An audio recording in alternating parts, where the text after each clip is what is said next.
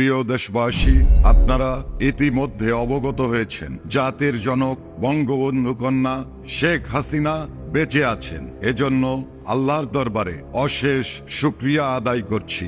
সাথে সাথে আপনাদেরকে বলতে চাই, জাতির জনক টুঙ্গিপাড়ার মাজারে আজ আমরা শপথ গ্রহণ করেছি জাতির জনক বঙ্গবন্ধু কন্যা শেখ হাসিনাকে সসম্মানে দেশে ফিরিয়ে আনার আগ পর্যন্ত আমরা আমাদের আন্দোলন চালিয়ে যাব। বন্ধুগণ, আজকে যারা ভীতি এবং নৈরাজ্য সৃষ্টি করছে তারা সংখ্যালঘু এবং বাংলাদেশের সাধারণ মানুষকে নিয়ে মুজিব পাগল ভাইরা বাংলাদেশের সকল স্থানে আপনারা দুর্বার প্রতিরোধ গড়ে তুলুন।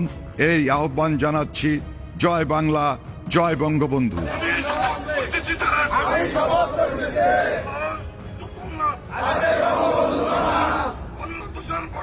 বাংলাদেশের